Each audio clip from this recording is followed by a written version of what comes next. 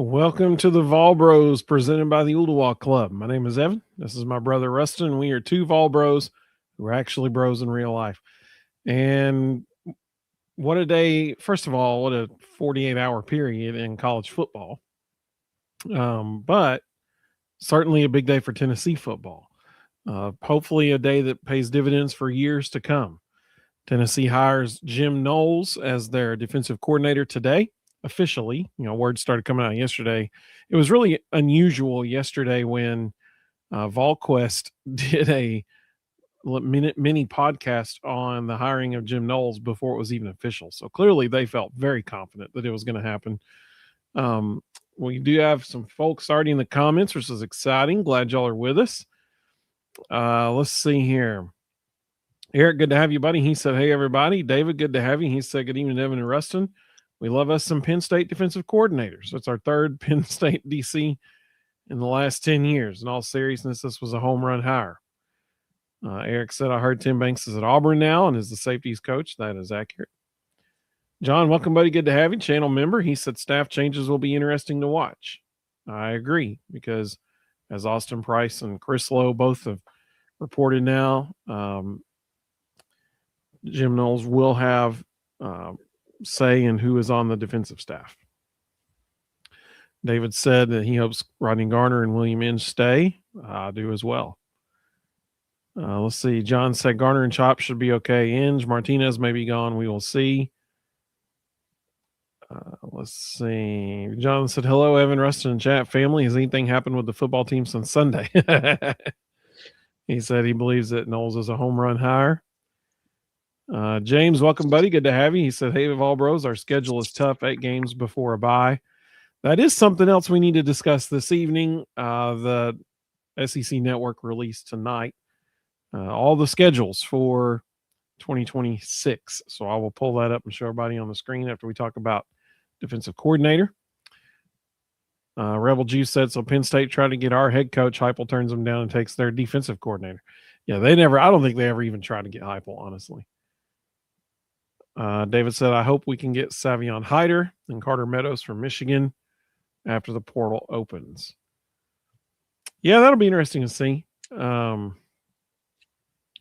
welcome, buddy. Good to have you. He said, haven't been around in a while. I hope everything's okay for you, Will. It's appropriate that you're joining us tonight after Jim Knowles is named the new defensive coordinator at Tennessee. Obviously, Will is a big Ohio State fan. Jim Knowles was at Ohio State during the national championship run. So we'll love to get your opinion on Jim Knowles. Clay, welcome, buddy. He said, love the hire. Brandon, welcome, bud. He said, we're going to need some defense next year. You are not kidding. That is exactly right. Elijah said, been really waiting for this show since the hire. Excited to hear y'all's thoughts. So thanks, Elijah. I appreciate that. Elijah's a channel member. Watch Party fan member right there. That's what I'm talking about. Let's see. Victor, welcome. Good to have you. Let's see here. Tony said, I hope Inge and Chop are gone. That is an interesting take. Recruiting and a lot of other reasons would mean that both those people need to hang around.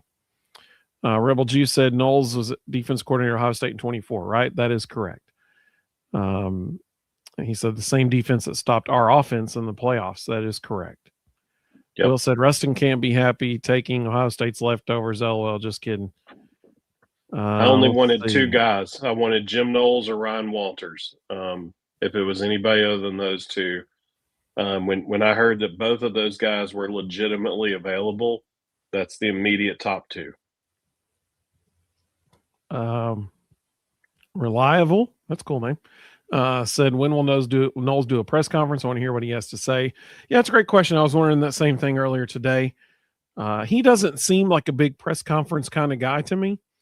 However, he is entering media frenzy Knoxville, and so he will have to become a press conference, at least okay with it kind of guy. I mean, I would venture to guess, man, I really don't know. I mean, they might not even have him do one until after the bowl game. So, I mean, there's no telling. Timothy, welcome, buddy. He said we need to give Knowles time, not one and done like Clawson, Dave Clawson. That's fair assessment. Carl said It's easy. Texas, LSU, Alabama, Texas A&M. Will said, great hire for y'all. Thank you, Will. I appreciate that. Will is, like I said, he saw Knowles' work firsthand at Ohio State. Dester, welcome, buddy. He said, great hire. Stingray said, a lot of OSU fans are saying that learning Knowles defense takes a while to learn. Yeah, that's been the one thing you've heard all day, but I don't know. Rebel G said, I'm hearing from a lot of places. This is defense. Say, yep, same thing. James said, awful situation in Michigan, praying for the kids and wife. Yeah, amen, brother. Amen. Will said he has a good personality. That's good.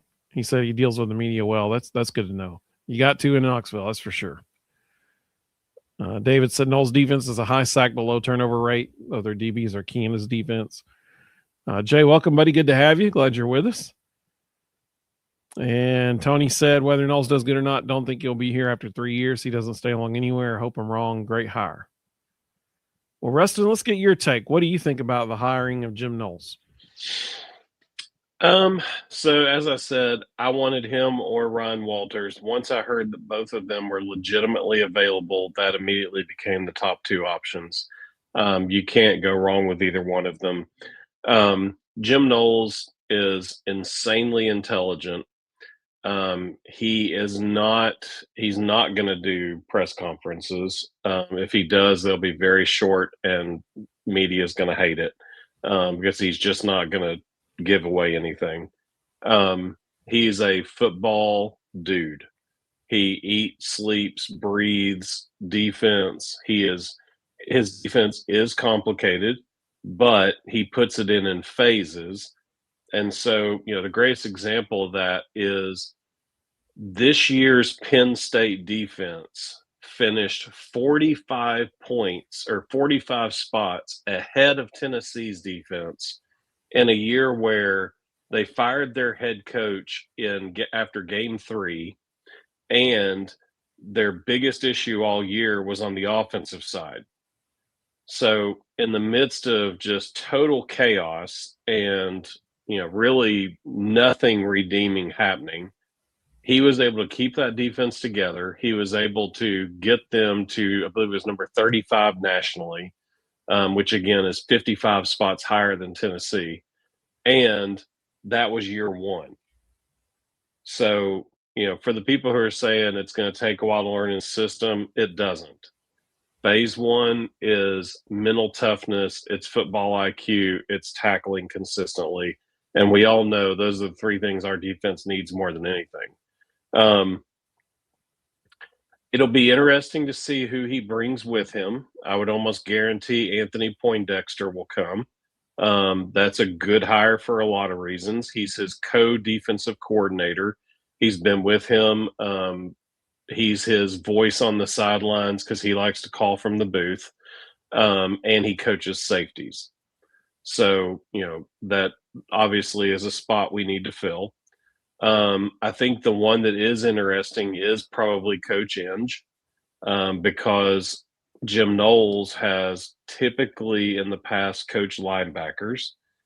He's done a little bit of everything, but predominantly linebackers. So it'll be interesting to see if they keep Inge and if they split the linebackers between inside and outside. I think Willie Martinez is another one that's interesting to see what happens with him. I think Coach Garner will absolutely be back.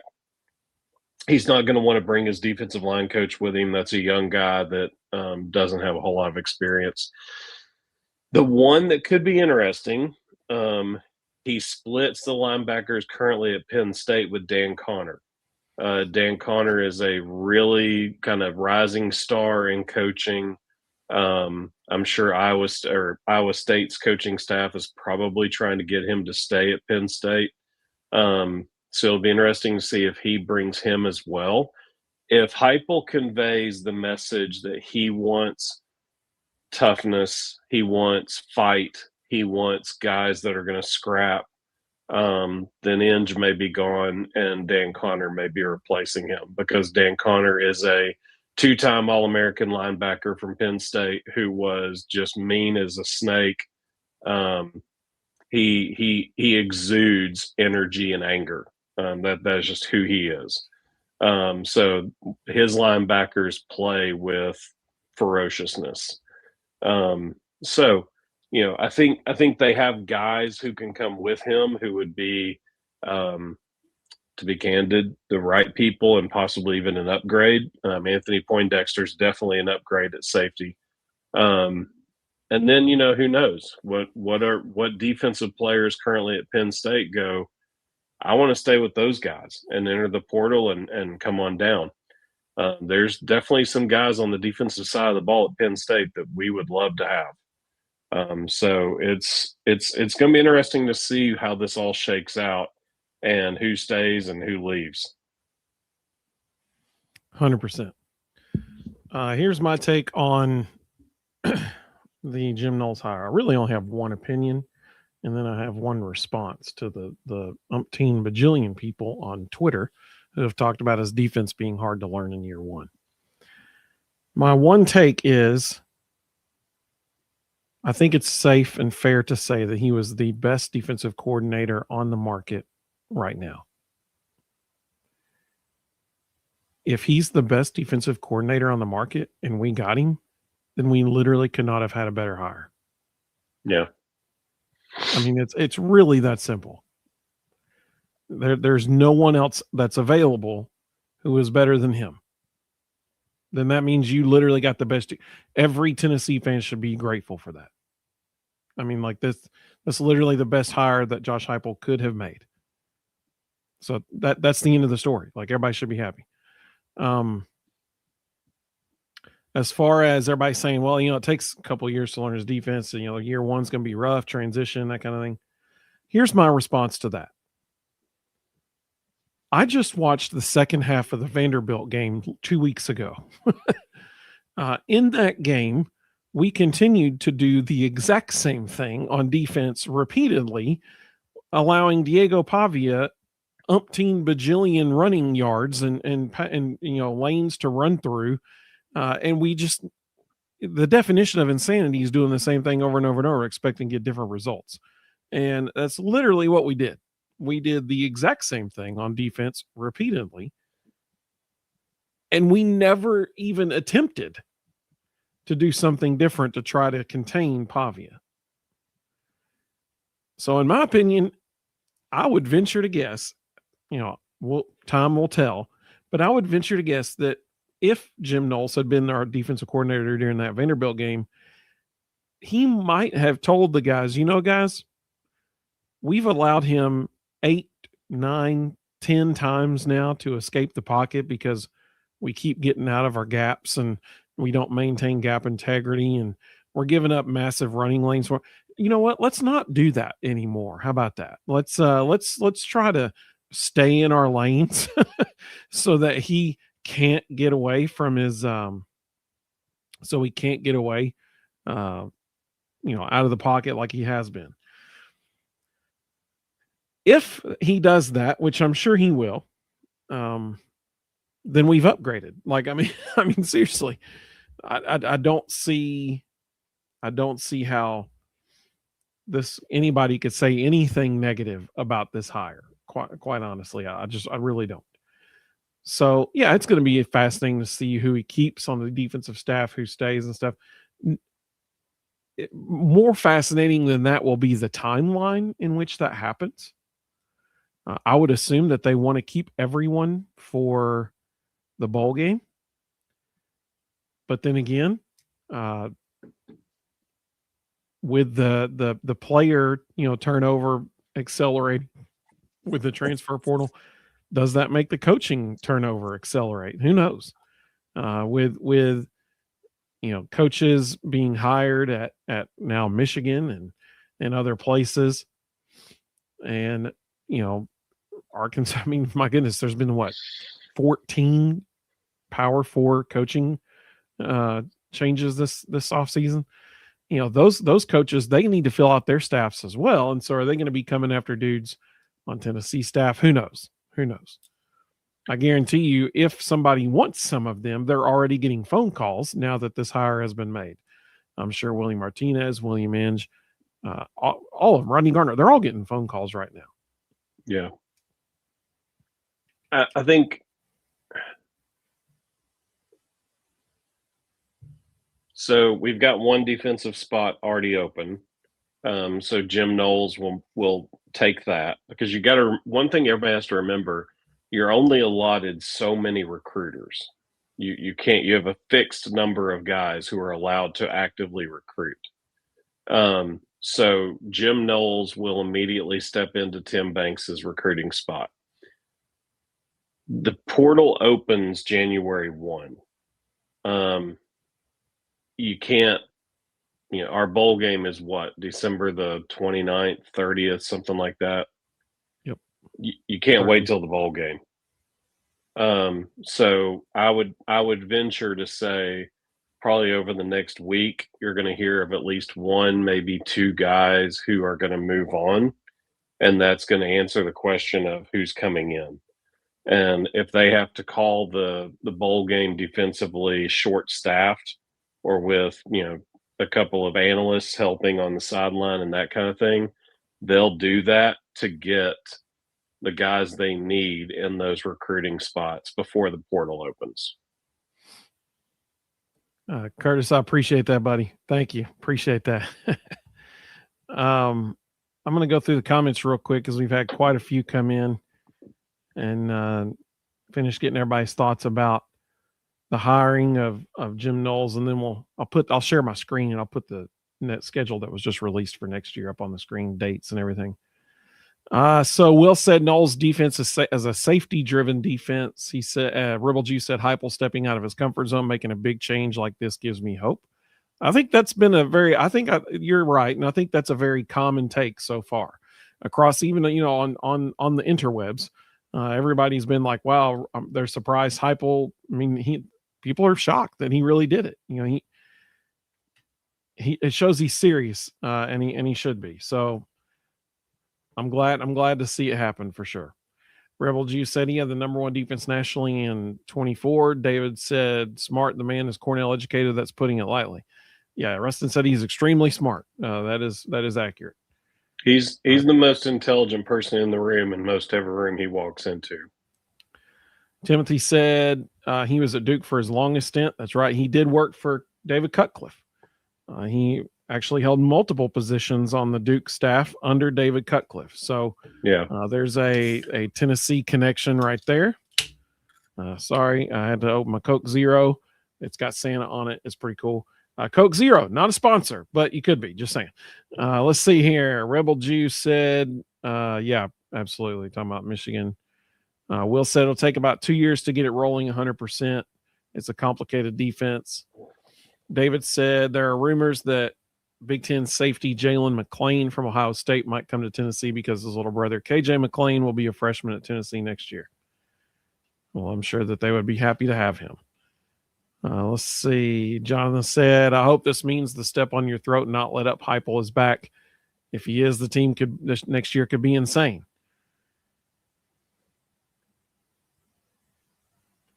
I want to agree. But there is a big question mark at quarterback next year right now. Yeah. I'm just glad. I'm just glad he went out and found.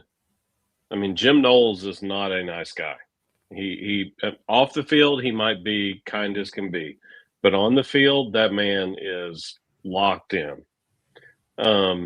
Which is what we need. You are going to have a disciplinarian, a guy who is going to scream at kids all the time. He will teach. He's an excellent teacher, but he will not tolerate it not being done well.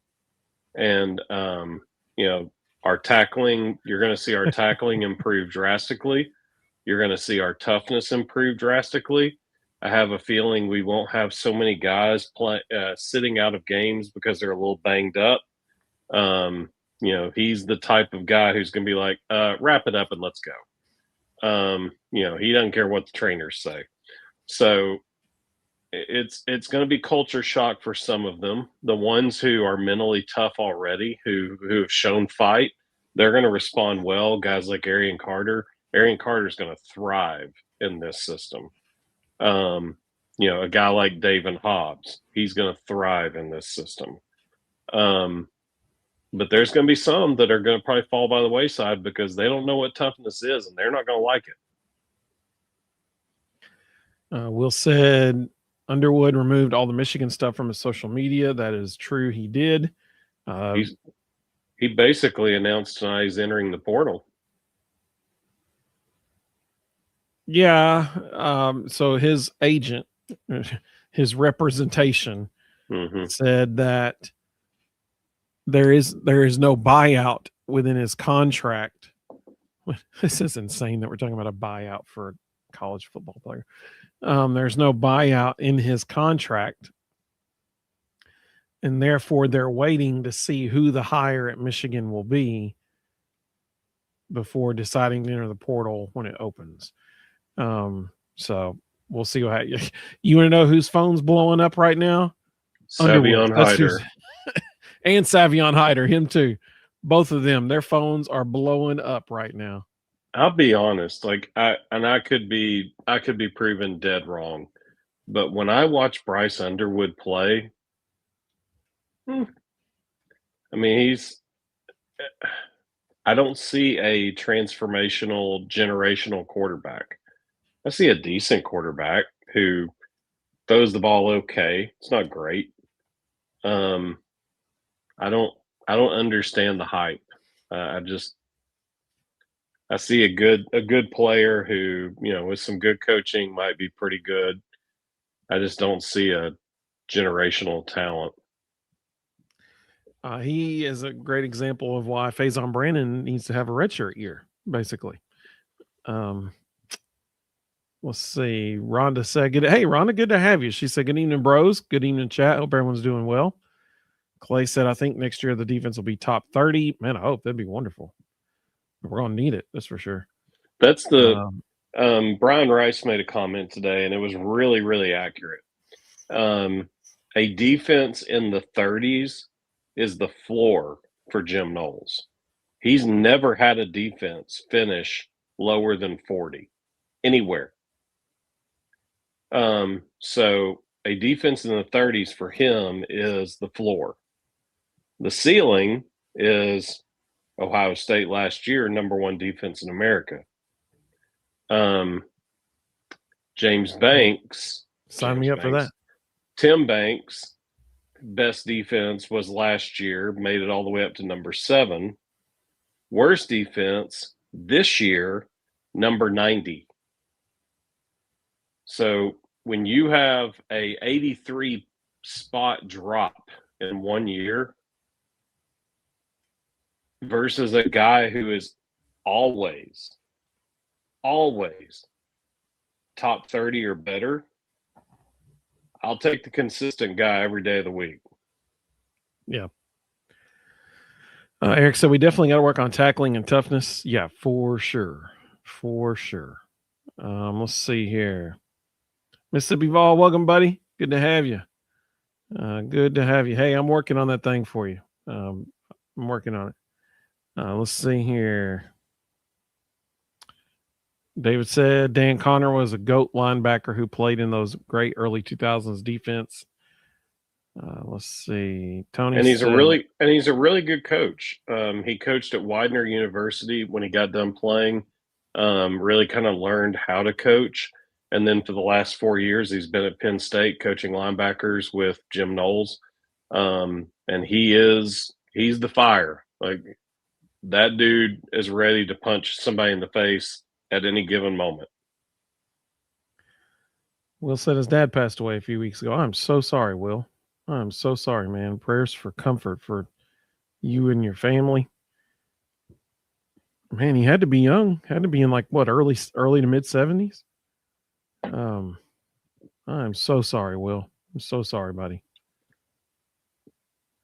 Let's see here. Carl said if we had gone from 86 defense to 35th, we would have been in the playoffs. Yeah. Yep. That's true. Let's see. Rebel Juice said, "I feel so good on Tennessee winning a national title in 2 to 3 years tops between Heupel, Knowles, the Adidas deal, the players coming in 2027, no later in 2028. It's going to happen." So here's the thing. Go ahead. I keep pointing to the recruiting class. If we can pull the recruiting class we just did, using NIL money effectively, we didn't throw a bag at anybody. We got a lot of money left in that NIL bucket for the portal. And the portal is where you're going to win championships. Yep. That's what LSU is going to be doing.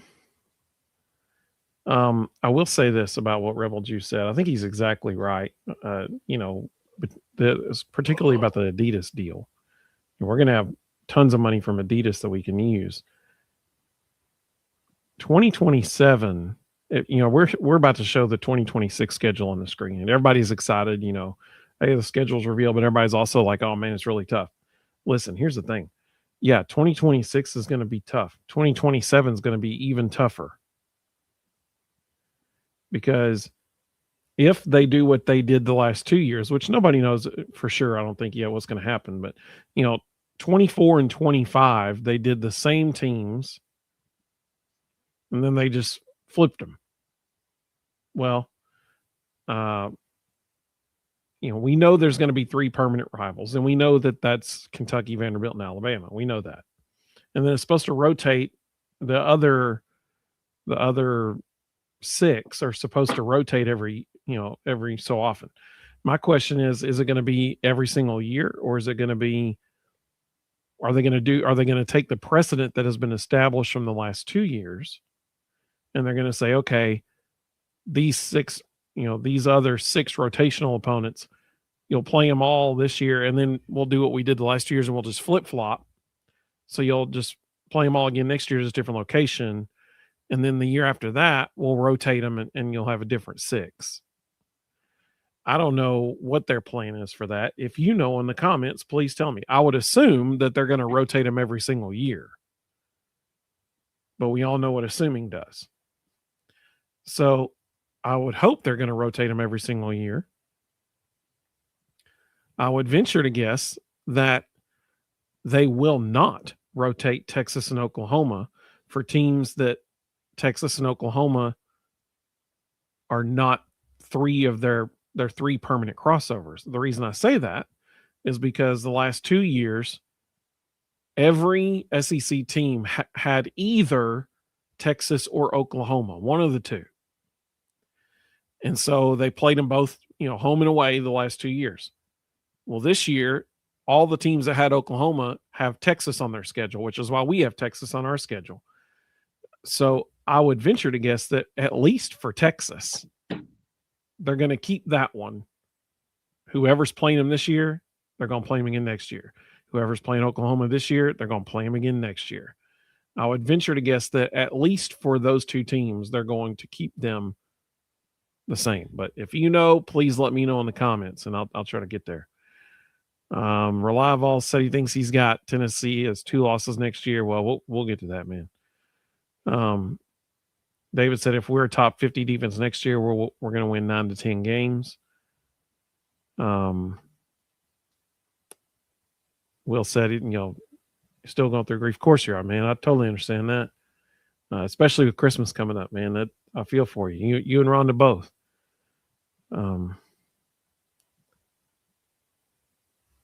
Yeah, Rhonda said she's praying that God brings you strength and comfort. Amen. Absolutely. Reliable said the games I would worry about losing next year, LSU and A&M. Alabama doesn't look too great. Texas will not walk in and Neyland and claim the UT title. We are the real UT. Jay Rich said, I haven't been this excited about a defensive coordinator hire since Monty Kiffin was hired. I agree with that, actually. I think that's a great take. Mm-hmm. That is a 100% spot-on take. David said, if DeBoer goes to Michigan, this offseason will get real interesting. Does Kiffin bolt to Bama and burn LSU? So here's what's interesting about that. DeBoer said he's not going. But, man, his name keeps surfacing. He's still the odds-on favorite at Vegas. Last time I checked, like earlier this afternoon. Well, it doesn't help when his daughter 5 hours ago follows the Michigan softball account. Yeah, that didn't help anything. Tony said we need at least 10 defensive players in the portal. I hope Rodney Garner stays if possible. Willie Martinez as well. The others can go. Victor said Joey may be back next year. He might. It's a very much a long shot, but he might. I mean, I'll put it to you this way. They had him go through senior day activities this year because they don't expect him to be back. They think there's at least a good enough chance that he won't be back, that he needed to do senior day stuff this year. I would love it if he is back. If Joey comes back next year, my outlook for next year just went way, way higher than it was this as of right now. But if Joey's back next year, that means Diego Pavia is back at Vanderbilt as well, because it's the same lawsuit. So let's see. Jonathan said, "Are we going to get a Ruston rant tonight?" Nope. David said, "If Joey leaves, Sorsby, or I can't even pronounce that dude's name, is who I would get." Will said, "One thing about Knowles, he hates to recruit and really doesn't do it with much enthusiasm." That's not good. That's why sounds like Derek Dooley. No, that's true. He doesn't want to recruit. He's 60 years old. Honestly, we don't want him recruiting.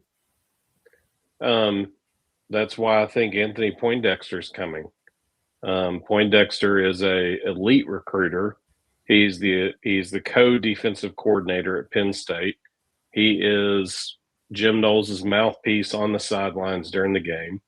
And he coaches safeties. So, we need a safeties coach.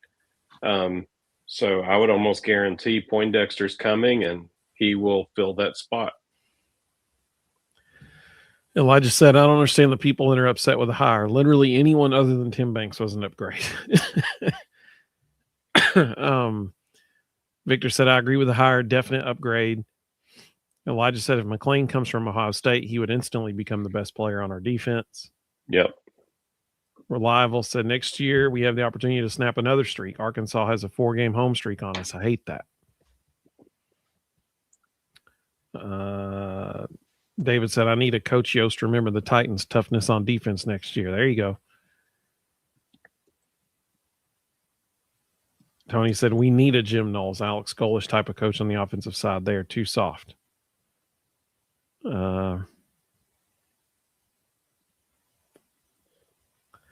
Will said, "Lincoln Kineholtz for quarterback. I keep telling y'all he'll be hitting the portal and leaving Ohio State since Sand is taking control of the quarterback spot." We're not spending money on an unproven quarterback. Let's see. Will said McLean's not leaving. David said LSU, Underwood is LSU bound. Maybe. We'll see. Will said Underwood equals underwhelming. Let's see. Sage, Ohio, welcome. Good to have you. That's a Buckeye leaf on the profile photo. He said he had 9 touchdowns and only 6 interceptions for the season. I'm assuming he's talking about Underwood. Yeah. Let's see here. Will. No, don't do it, Will. He said Ohio State is QBU and wide receiver U. All right, Will. Okay. So here's the thing. Tennessee had the most receivers drafted in the NFL draft since 1974 and 1980 and in that decade, the 1980s and the decade of the 1990s, Tennessee had 10 wide receivers drafted both decades. And it might even be first round draft picks. I can't remember for sure. I'll have to go look it up. But Tennessee is the OG wide receiver year. That's for sure. The best Ohio State quarterback in the NFL had to leave and go to LSU to get to play.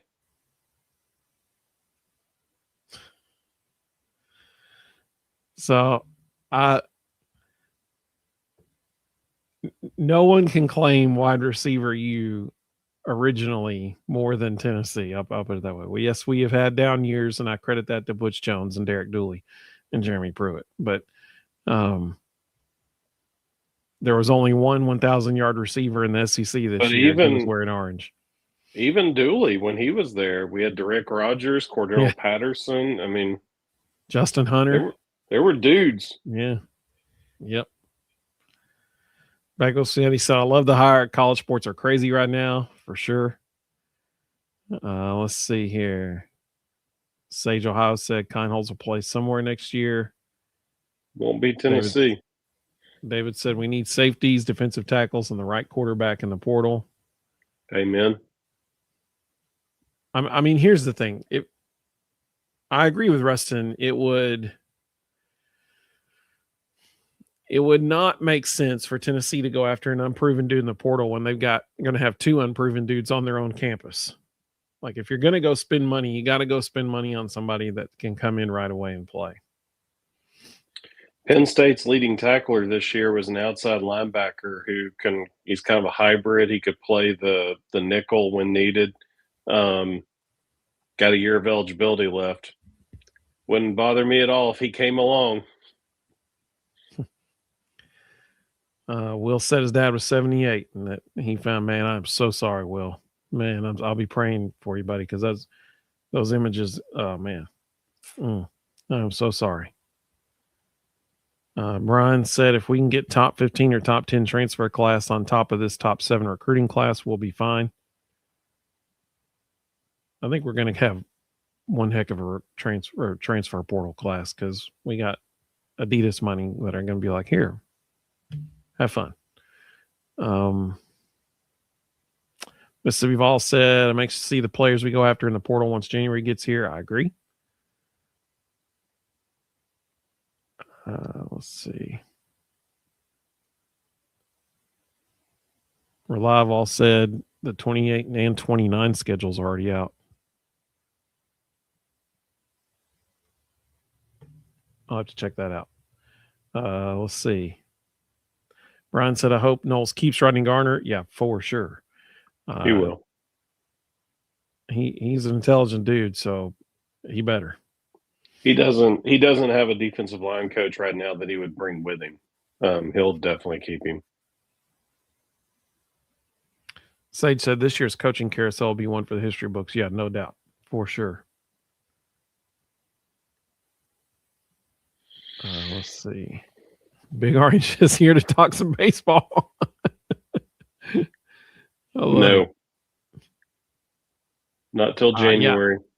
Yeah. Elijah said, yeah, Elijah's right. He did say that Pavia has specifically said that if the lawsuit does win, that he still won't come back. I'm not sure I buy that. I agree. I know he said that, but when he sees his draft prediction, his draft grade, he's going to be like, well, I can make way more money in college, and he's going to come back for another year. Yeah.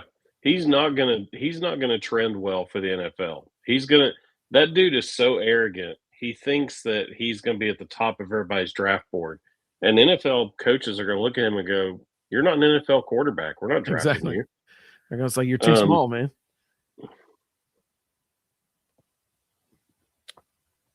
Sage Ohio said if Knowles gets the upperclassmen and coaches to buy in early, this can pay off next season. I appreciate it. That's good to know. Thank you.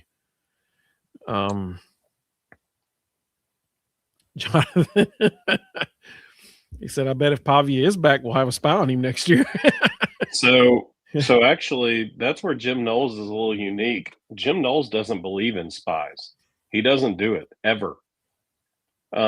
He believes in scheme and technique and putting guys in situations to take away what the other team wants to do.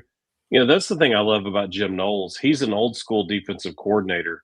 When he sits down to come up with a game plan, he's doing it through the lens of what does the other team want to do? All right, let's take away that first. So he doesn't have like, this is our hard and fast defensive system. His defensive system is, I'm going to take away what you love to do. And if you can beat us with your secondary stuff, okay, good job. But I'm not going to let you do the things you want to do. So, it's going to be a culture shift. It's going to be something that I think the guys who have mental toughness are going to thrive, and they're going to do really well. And everybody needs to prepare themselves. We've got some dudes on defense right now that are soft. I mean, just soft, and mentally they're soft too, and they're not going to do well, and they're going to leave. So just prepare yourself. There's going to be some guys who maybe are in the 2 deep that are going to leave, and it's a glorious reduction. It's guys that need to go so we can backfill them with guys who are willing to hit and play hard. UT Vols, that's a great question. They said, was the problem Coach Banks or his players? I'll give you my take, and then I'll let Ruston give his take. Go ahead. I mean, obviously, the dude was dealt a really rough hand. He had arguably the best pair of corners in the country, and neither one of them got to play the whole year. Ricky Gibson was in the Syracuse game for what, a quarter and a half? That was it. So that dramatically changed everything he had planned on and wanted to do on defense for the whole season. But it does not change the fact that he refused to make common sense adjustments in games. For example, I keep going back to the Vanderbilt. It's the most blatantly, glaringly obvious example. We kept doing the same erroneous things over and over and over to allow Pavia to just torch us with his legs, and we never changed anything. And it was simple things like, hey, stop busting out of your gap, maintain that lane that you're supposed to be in. Don't try to rush up past the quarterback on the edge to give him escape lane. It's simple things. So I would have to say that, part of the problem was Tim Banks for sure. I mean, I don't think there's any way we can get around it. You want to add anything to that? Yeah. It's both. Players are taught 3 things: alignment, assignment, tackle. I mean, that's as simple as you can get on defense. You align properly, you understand your assignment, and you go tackle.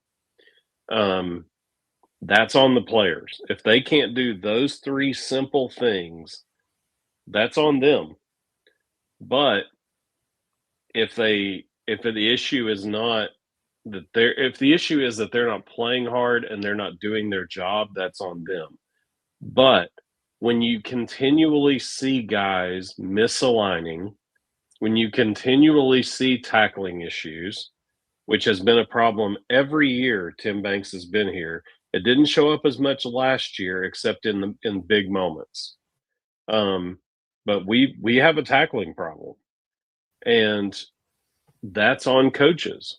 If problems linger and don't get fixed, that's on the coaching staff.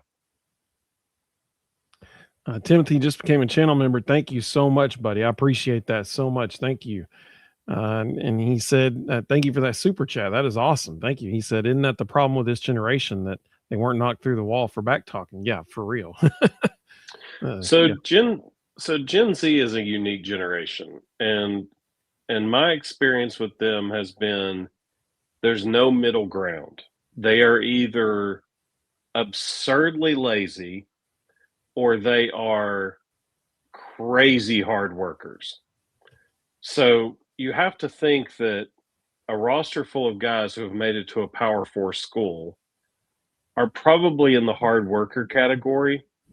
So when you have guys who are out there when you have guys who are out there either taking plays off, playing soft, missing their assignment, I tend to lean on that's probably more a lack of motivation externally. That's coaches not holding them accountable to do things the right way. And the unique thing about Gen Z is when you do hold them accountable, if they are in that group that is wired to be very aggressive and wired to be a hard worker, they typically rise to the occasion. So it's going to be interesting to see. Again, I think you'll see some players like Arian Carter, Jordan Ross, David Hobbs. I think you're going to see some guys who are going to thrive in this system. Ricky Gibson, Ty Redmond. There's going to be some guys who are going to thrive in this system, and then there's going to be some that are going to absolutely struggle and leave. I don't know that. Well, I'm not going to name them. I think you're going to see some guys who are probably in the too deep end up leaving. Tony said Banks was the main problem. David made a great point. He said, you can't say it's totally the players because Colton Hood and Ty Redmond still got third team All SEC. Yeah. Which Colton Hood's probably going to get drafted in the first round of the draft. I mean, that's. Yeah. And how in the world he made third team All SEC? I'm like, you got to be kidding. No, that's real. The SEC at corner is loaded this year. When you look at the guys that finished ahead of him, they're all predicted to be future first rounders in the NFL draft. Not just this year, but the next 2 years. So the SEC is loaded at corner this year. Tony said, I bet Knowles teaches our linebackers have better run fits. They were terrible at that. Matt, welcome, buddy. Good to have you. He said Knowles plays zone. He's multiple. He loves when he sends pressure. He likes to play a lot of one-on-one on the edges. He'll put the corners out there on islands and say, keep in front of you, and send the house. He's very multiple. He'll show 5-man front. He'll show 4-man front. He'll show 3-man front. He will adapt what he does to the players he has. Eric made a good point. He said our worst position group consistently over the last 5 years has been safety, and Banks coached them. Yeah. Hood and Redmond had zero help over the top. Yeah, it's fair.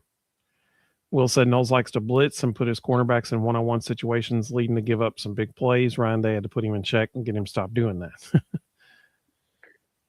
I'm going to go back up and pick up where the comments where I left off and go through them pretty quickly here. Blake made a good point. Blake, welcome, buddy. He said, is Banks going to Auburn as a defensive backs coach, a safeties coach? Yes. He said, if so, shows you what others think about his ability to coach and scheme up a defense. That's fair. I mean, nobody else went, ooh, that guy's on the market. Let's go get him for our defensive coordinator. So, I mean, that's fair. That's a two-way street. It also could be that he might be a little burned out, and he may not want to be a coordinator right now. This is a very cutthroat, very difficult world these guys live in. And, his family might like it in the Southeast, and the only defensive coordinator jobs he was getting offered might have been up north. And they're like, we don't like cold weather anymore. We don't want to go back up there. So there's a lot of factors that play into that. It doesn't necessarily mean anything. It could be as simple as he just didn't want to be a coordinator. Because I know for a fact within the last year there were schools offering him coordinator jobs. So,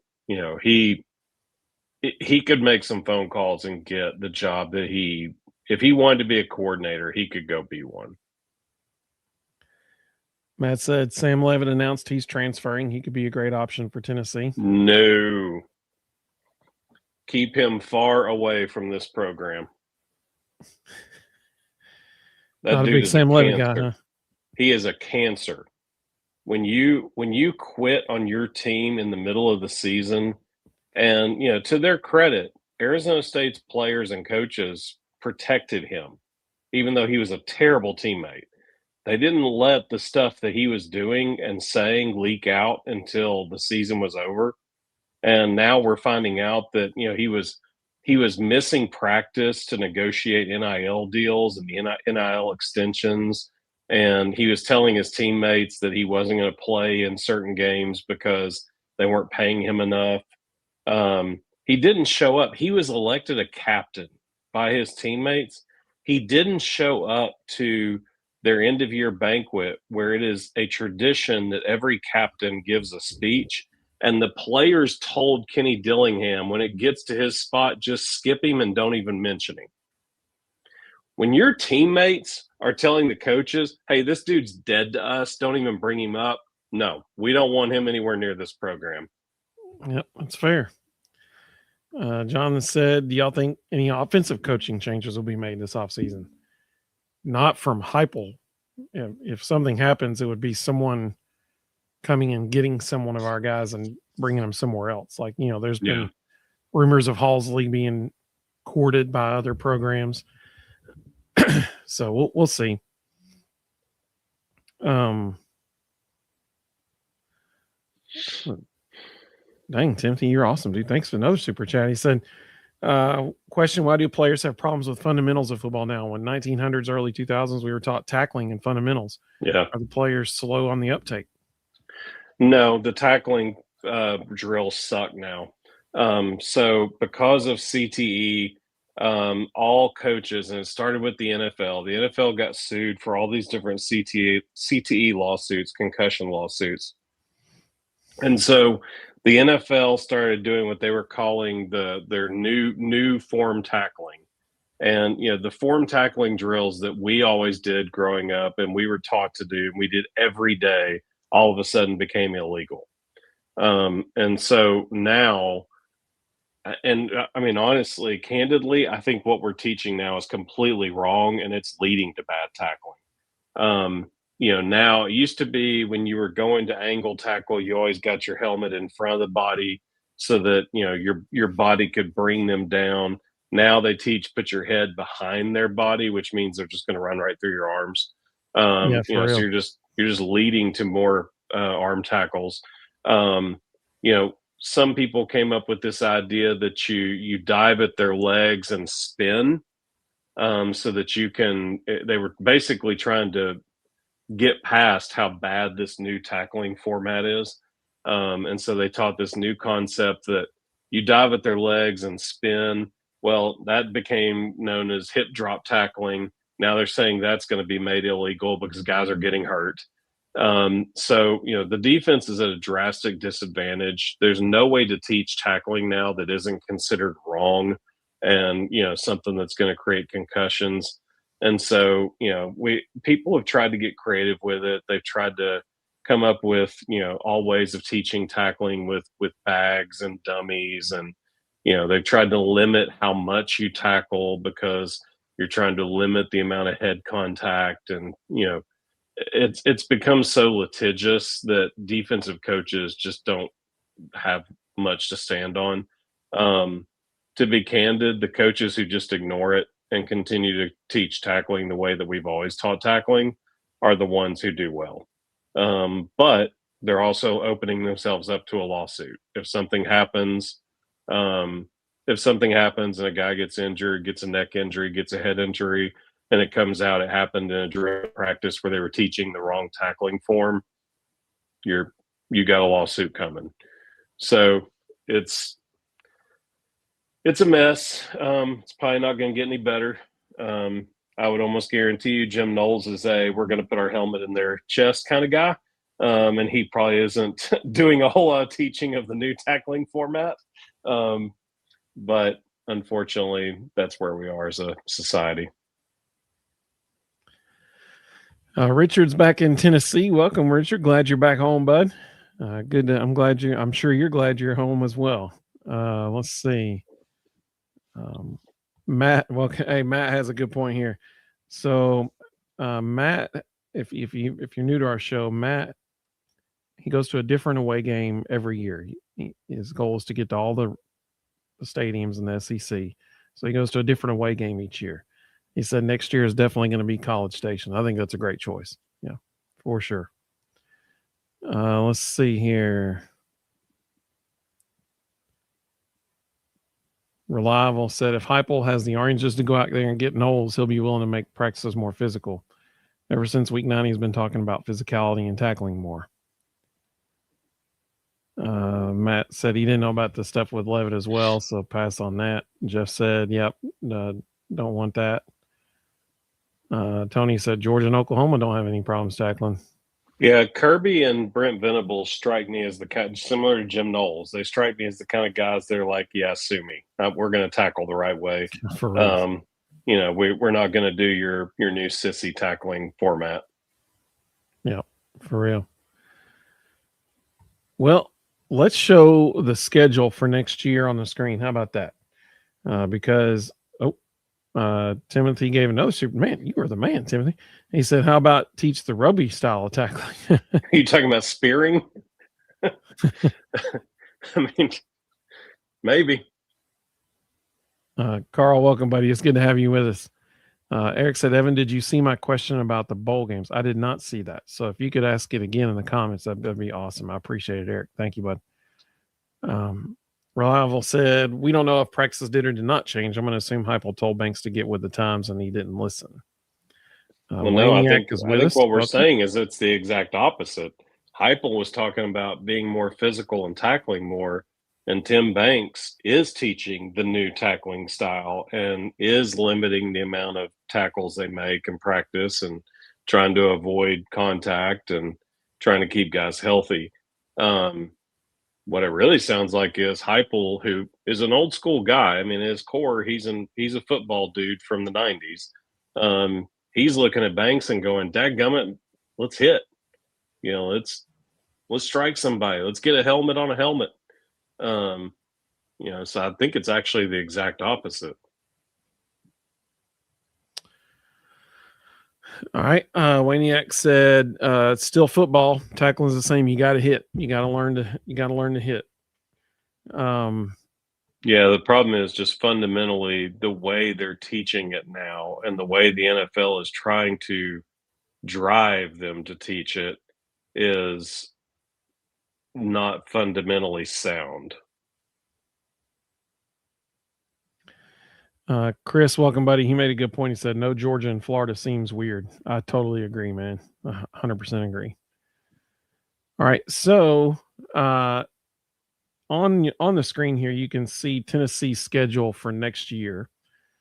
This was released, the dates and everything were released tonight on SEC Network. They did their big, annual football reveal schedule show.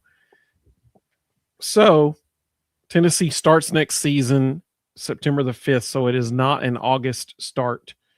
It's the, I guess the calendar pushed it back, till the start of September. So September 5th, they host Furman. Games in orange are home games. The gray ones are away games. So start the season at home against Furman. Then the next week we go to Georgia Tech. Now, Georgia Tech will have a new offensive coordinator next year. So that's one team that'll have a new offensive coordinator going up against our new defensive coordinator.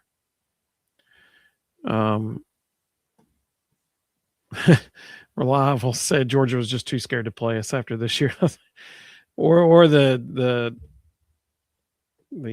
SEC just made them not. But I like your explanation better, so we're going to go with that. Then the very next week, so all 4 Saturdays of September, Tennessee plays. They then they host 3 straight games. They host Kennesaw State. All right, Eric, I saw your comment there. I'm gonna start so I can come back to it.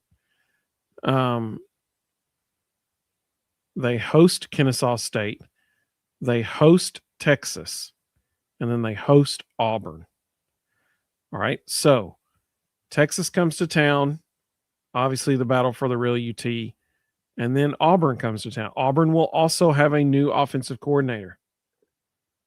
So 2 of their first 5 games are going to be against teams that have new offensive coordinators. Ruston, what sticks off the page to you? And obviously the return of Alex Golish to Neyland. What jumps off the page to you about those first 5 games? Well, I'm not the first 5, but all of them in total. I'm very thankful that the large majority of, other than Texas A&M, the large majority of our toughest games are all at home. Yeah. For sure. I'll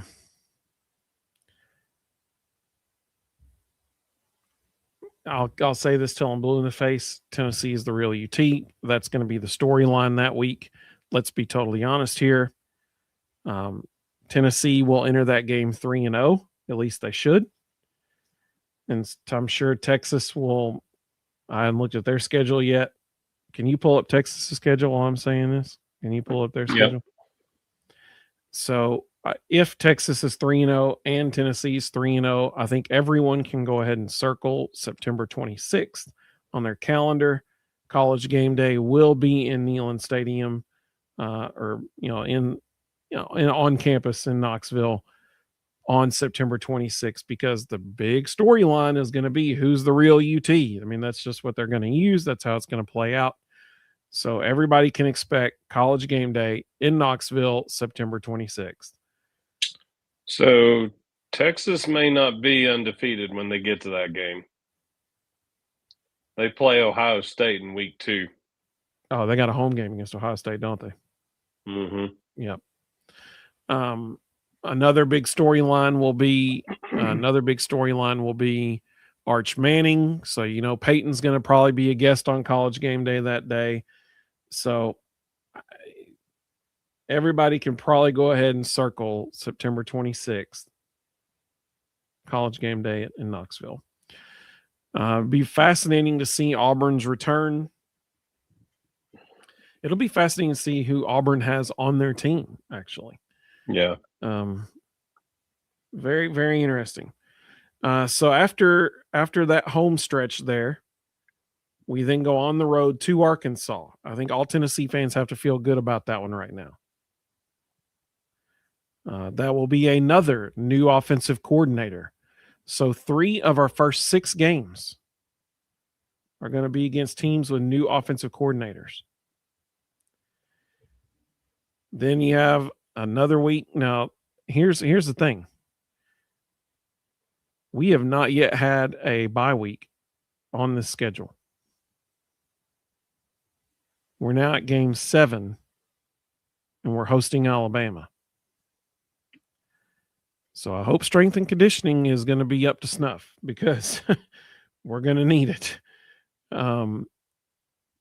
Alabama comes to Neyland, and then the very next week, so week 8, we go to South Carolina. And then finally we have a bye week. So we're going to play 8 straight weeks and then have a bye week. And if you look at the rest of the calendar, this year we had 2 bye weeks. All the teams had 2 bye weeks this year. There's only 1 in this schedule. So I hope the strength and conditioning program is rocking and rolling, because they're going to need it, because they're going to be huffing and puffing, pretty tired by the time they get to South Carolina. In November, we got home away in November. We host Kentucky. Then we go to Texas A&M mid-November.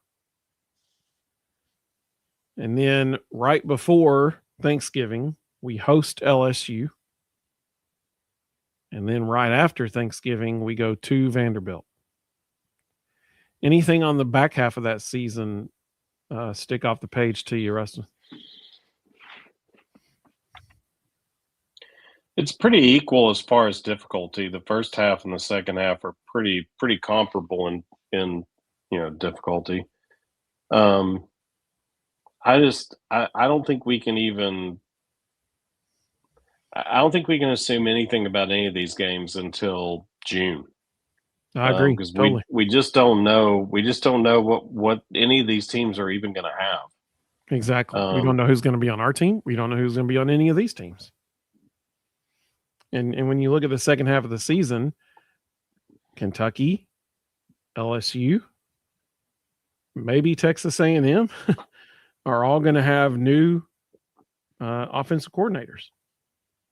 And so, that's 6 teams, half of our schedule. Texas A&M also has a new defensive coordinator. Mm-hmm. And so you got Lane coming back the 21st.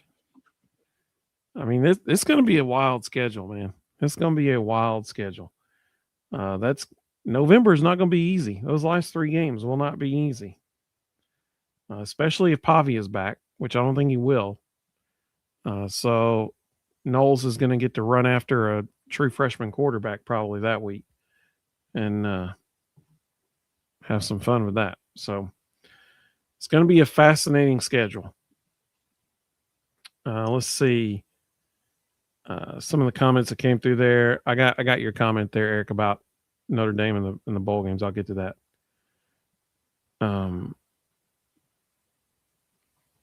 Reliable said, if we walk into Kyle Field and win against a ranked A&M, that would be crazy. Oh yeah, for sure. He said it would be Heupel's case. It would help Heupel's case because we would have won a big road win. Chris said, yeah, they'll make that game about the Mannings at Tennessee, Texas. You're exactly right. That's exactly what will happen.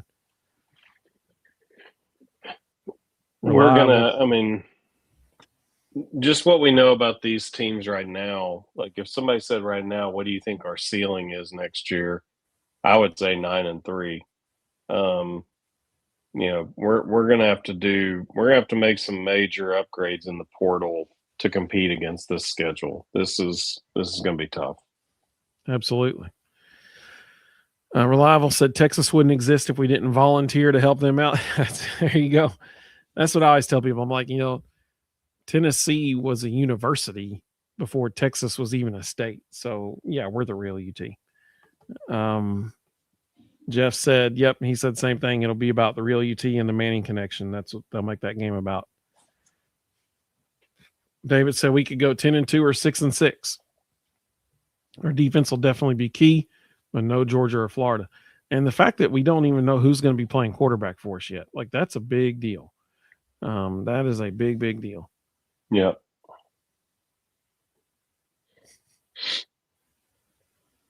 Let's see.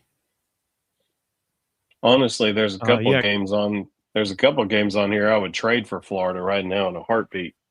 Yeah, for real. Chris made a good point. I mentioned Golish coming back the week of Auburn. He said, well, you got Banks returning too now. And then Waniak said, so we know where to attack. Yep. That was a good one. Jeff said with LSU coming, I think Jeff would agree. No one throw golf balls at humans, please, or mustard, or ketchup or anything else. Let's see. Live also we need to check our Neyland for Texas. LSU should be the dark mode game. So here's what I'm betting is going to be the dark mode game. I'm betting it's going to be Kentucky. Because I don't think they'll wait that long to do dark mode personally. He said orange out against Bama. I agree. Depending on what else is that weekend of LSU, that could also be the 3:30 game, and they're not going to waste the black uniforms on that. Yeah.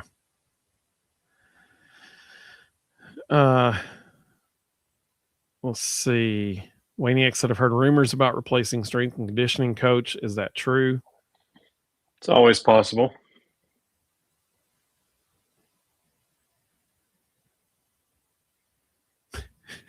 Big Orange is still talking about baseball.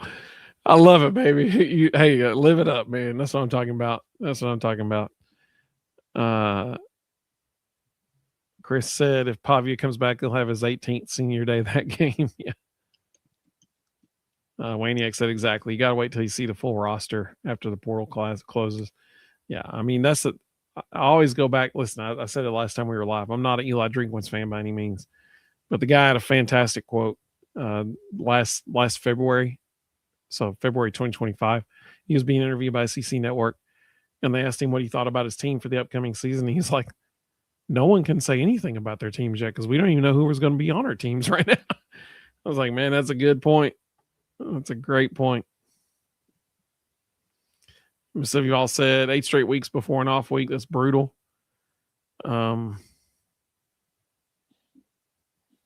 Chris said the Michigan opening could be interesting. Oops, we lost Ruston there. The Michigan opening could be interesting if DeBoer or Lee take it, changes our schedule bigly. Yeah, for real. I heard somebody say earlier a nightmare scenario for Tennessee would be DeBoer goes to Michigan. Lane bolts from LSU to Bama, and LSU comes after Heupel, leaving us trying to search for a coach. I think there's like a 0.01% chance of that happening, but we would all have our battered ball syndrome survivor shirts back on if that's the case. Let's see. Tony said, looking at this schedule, unless we get a great portal quarterback and a lot of help on defense, we're looking at 7-5. I mean, that's certainly possible. Texas, Alabama, Texas A&M, LSU. I mean, at Vandy is going to be tough, potentially. At South Carolina could be tough. And Tennessee, South Carolina is always a good game, always. So I don't know why, but it is. Except for the year when we got in 22 when Hendon went down. That was horrible.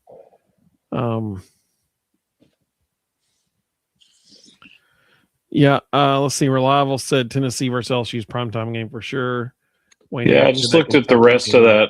I just looked at the rest of that day. There's literally no competition. That's by far the best game of that day. The LSU game? Mm-hmm. Well, if that's the case, if there's no competition, then it's going to be a 3:30 ABC game. No. ABC can choose to make it the primetime 7:30 game. They don't prioritize 3:30 anymore. That's really the second best game now. Big Orange said he loved a couple people. Chris and Big Orange said love to see Tennessee wear all orange against Bama. Let's see. Hey, Keg, good to have you, buddy. Glad you're here. Reliable said we need DeBoer to stay at Alabama. He keeps them mid. Wayniak said Heupel is happy in home in Knox Vegas. I agree.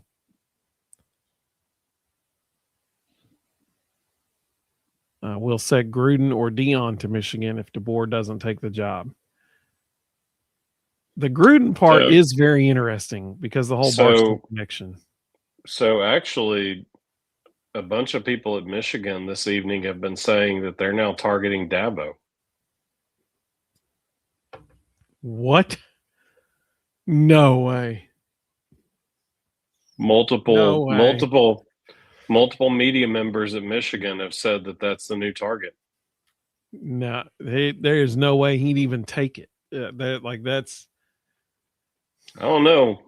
He's getting pretty close to wearing out his welcome at Clemson. He might want to get out while getting's good. But there's no way Michigan would give it to him because the guy has openly spoken out against the transfer portal. And they're going to have to raid the portal. Well, I think this might be a situation where, when you have your head basketball coach get fired with cause, then you have, a cheating scandal. Then you have your head football coach get fired for a different kind of cheating scandal. And 10 days ago, you had a defensive lineman get arrested for assault with a weapon. I think Dabo actually kind of makes sense from a perspective of we got to clean this up. They may be going, okay, we need to flip this thing on its head and go a completely different direction.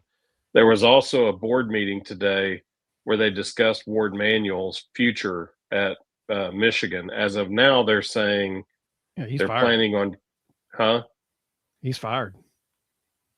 Did they fire him tonight? About 8:00.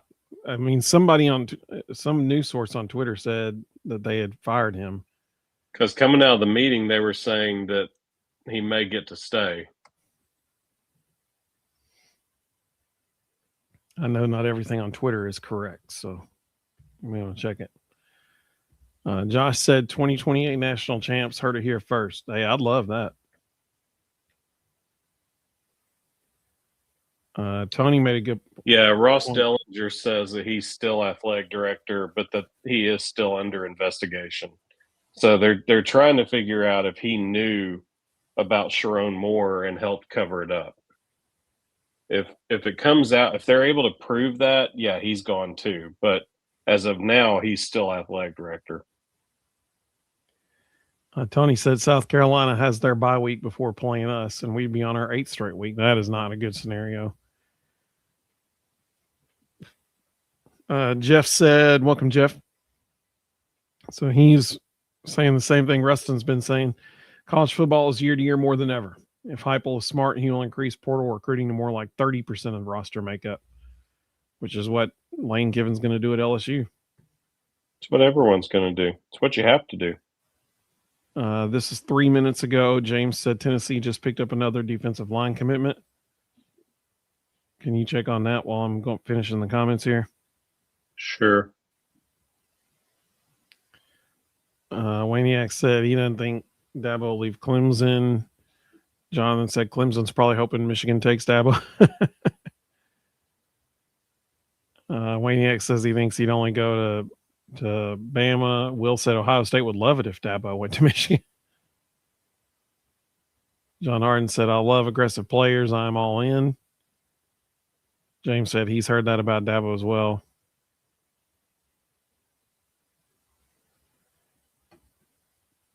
Jeff said maybe we end up losing Legend Bay, but end up getting Savion Hyder.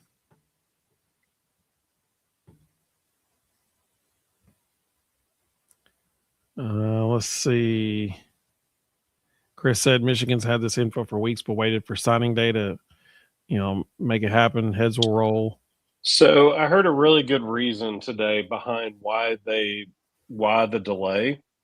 In the state of Michigan, Sharon Moore is an employee of the state.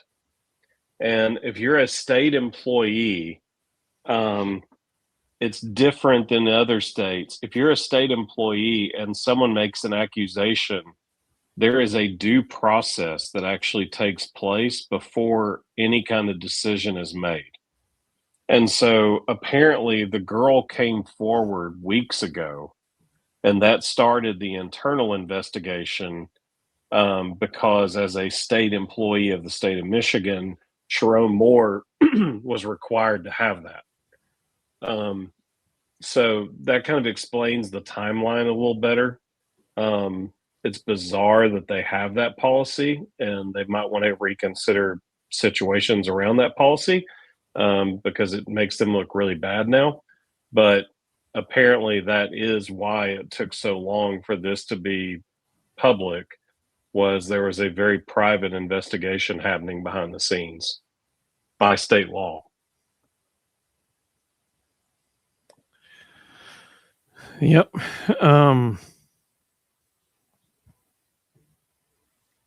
Definitely not a situation that it's a sad situation. That's all I can say. It's just sad. Will said he's got to go. Have a great man. Hey, seriously, I'm going to be praying for you, Will.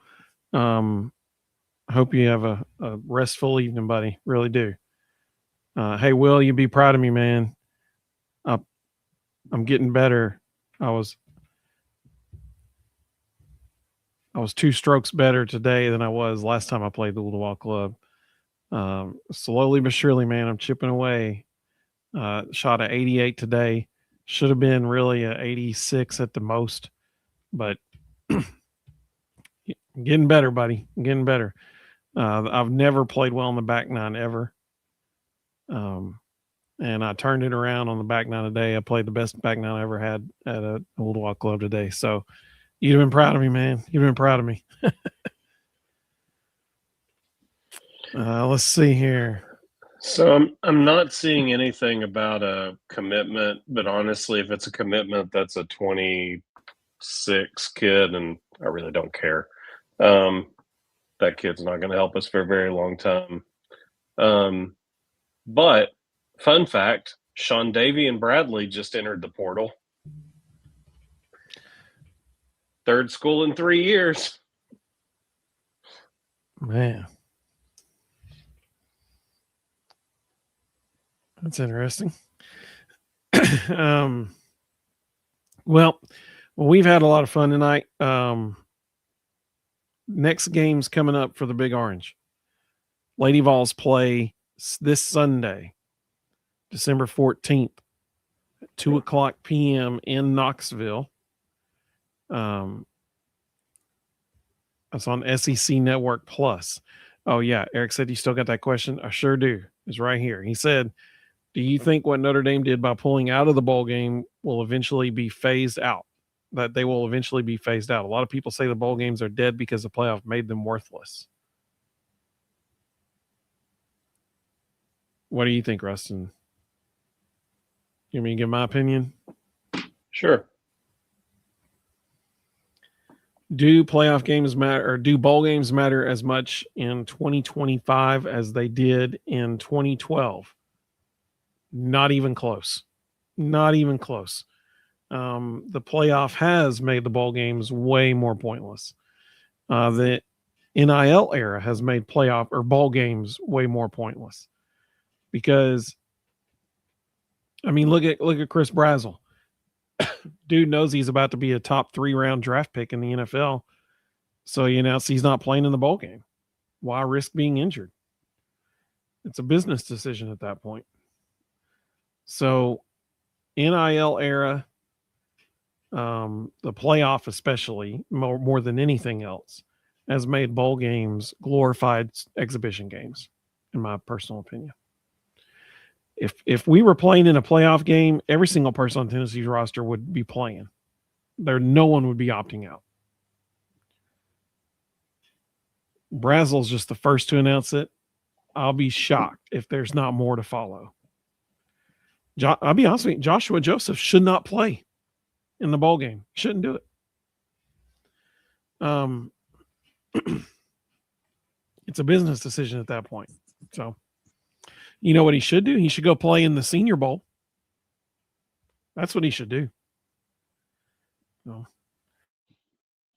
what's your take? It's 100% the NCAA's fault. And yes, every conference championship and every bowl game that's not connected to the playoff is a complete waste of time. Until they change the calendar, and they can make these games count and matter, and kids actually play in them because they're not concerned about what happens next week or what happens in 2 weeks. Change the calendar, go to an NFL style calendar where there are designated times when players can look to transfer, free agency.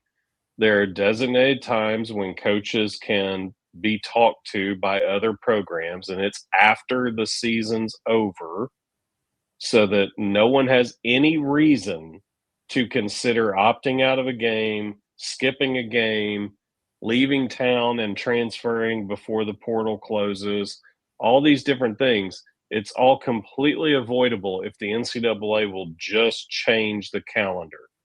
And when they change the calendar, they can make these games matter again.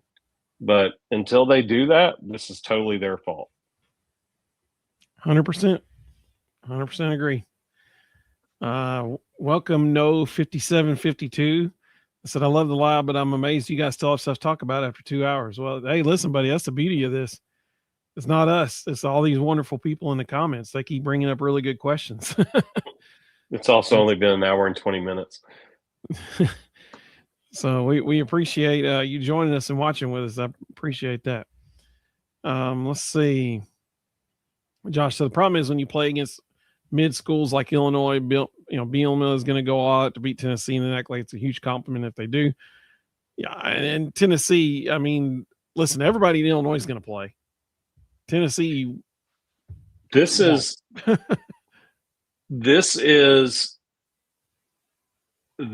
going to be the year, because every bowl game is going to be terrible.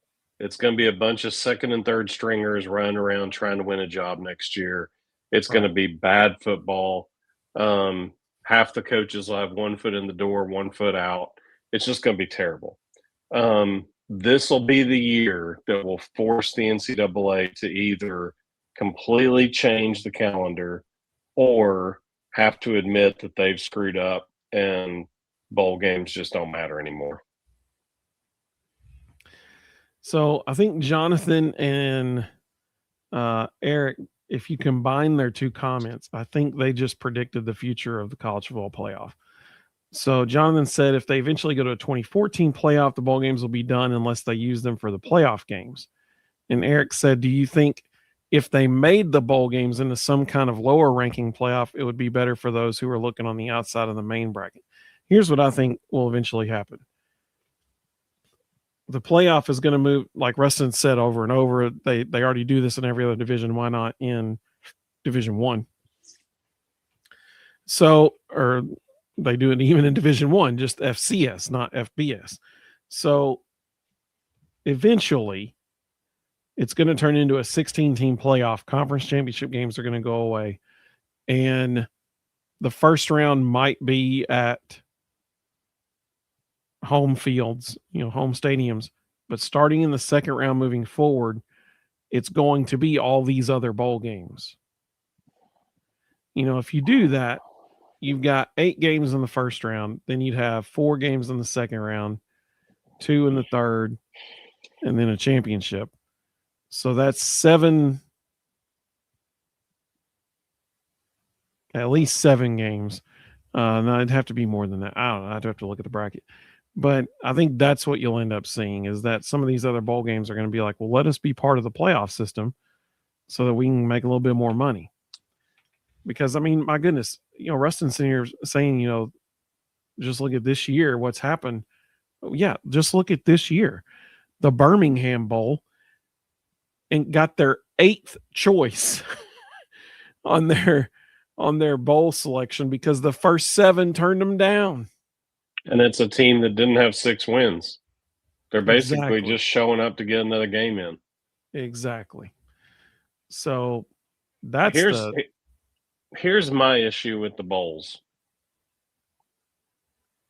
The only reason bowls exist is because the sponsors of the bowls want the marketing. Kill the bowls. Let them sponsor all the playoff games. Let them get their marketing fixed that way. It'll just create more revenue that they can then share with every single school in Division One. Everybody gets a revenue share of the postseason instead of just the ones who make it. And do what, I don't know, Division Two, Division Three, FCS all have done for years. And just pick the top teams and have a playoff. And if you're not in it, your season's over. But you might get a nice little check at the end of it because all the people who normally would have sponsored the bowls sponsor the playoffs. Playoff money bundle is massive. Revenue share with every school in Division One. Hey, we got a nice little royalty check, and we didn't have to go get our brains beat in one more time. That's an awesome deal. Well, this isn't hard. To Ruston's point, the best thing he brought up, previously was, I think the first time he mentioned this on air was, I think our last show was Reed. Yeah, it was with Reed. Teams are talking about, well, teams get 15 more practices with the bowls. And Ruston made a great point. He said, well, give them the 15 practices in the summer when they actually have the guys on the team who are going to be on the team in the fall. Because there's a bunch of dudes that are going to be practicing right now that won't even be there in the fall. In the NFL, it's called OTAs. Yeah, again, exactly. This can all be solved if you just change the calendar. Little Rock Vol, welcome, buddy. The Knowles hire is a home run. Literally the best available option. So could not have done better. Let's see. Jeff said just go to 32. Top 8 first round bye, 9 through 16 gets first round home games, 17 through 32 are playing games. There's literally no reason. There's literally no reason to overthink this. Every other division of college football already does it. Just do what they're doing. This isn't hard.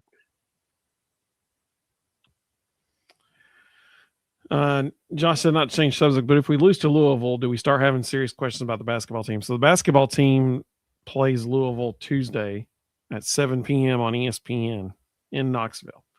Then the women's team actually plays them right after that on Saturday.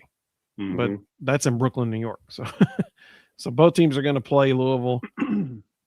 If they lose, I don't know, man. It's going to be interesting to see how they respond with Cade going down for the season. So we'll see. I injured. I appreciate the fact that he tried to play through it. I'm going to be honest. I think it might make us better. I have struggled with the fact that we rotate 5 post players, one of which typically does not look to score. I think you get Cade off the floor and give more minutes to JP Estrella, Jalen Carey, Dwayne Brown. You're going to get more offense, and I don't think that's a bad thing. Eric said, thanks, Evan, Ruston. Have a good night. Appreciate you, buddy. Little Rock Vol said you should be college football CEO. I think czar would be a better title. Let's see. If it's paying, they can call me whatever they want. Yeah. Well, we really do appreciate everybody joining us. It's been a lot of fun. John said, I wish Cade had the shoulder surgery in the off season. Yeah, absolutely. Ty, welcome. I said, I think 14, 16 should be the maximum. Yeah, 16 for sure. No more for sure. He said, it still makes the regular season important. Absolutely. Yeah, definitely 16, no more. Let's see. No said 2027 is probably the year for Tennessee to make it. We'll get a year to settle into our defense. The 2026 class gets a bit to practice. Georgia and Bama will no longer have their QBs looking pretty good. Yeah, I mean, that's fair. However, in 2027, all these other teams that are going to be breaking in, new coaches and new offensive coordinators, will also have had a year to settle in. Mm-hmm. So the 6 teams that were playing with new offensive coordinators this year will have that plus one, the next year. Let's see. Josh said it'll be amazing to see what a 3-and-out looks like on defense after 5 years. That's pretty good. That's a good way to end the show right there. That's a good comment to end the show on. Jim Knowles, welcome to Rocky Top. If you happen to be watching this, you're welcome on our show anytime. Jonathan said, good night, everybody. Great show as always. Hey, thanks, Jonathan. Appreciate you, buddy. We'll see you Sunday night. Jeff said, love y'all. Great show as always. Don't forget to pray for you. Absolutely, man. Thank you, Jeff. Appreciate that, buddy. Love you too, man. Appreciate y'all, everybody watching. Let's see. Oh, man. This is awesome. See, this is why the person that said, how could you have so much to talk about? It's not us, man. It's all these awesome people in the comments. Rhonda with the channel emoji. I love it. Little Rock Vol said, love y'all. Go back and watch the whole show when you guys close this down. Appreciate you, man. Thank you so much. We love y'all too. Hope everybody has a great, great night. Go Vols, baby. Mississippi Vol beat me to it. Look at that. He beat me to it. Go Vols, baby. We will see all y'all very, very soon.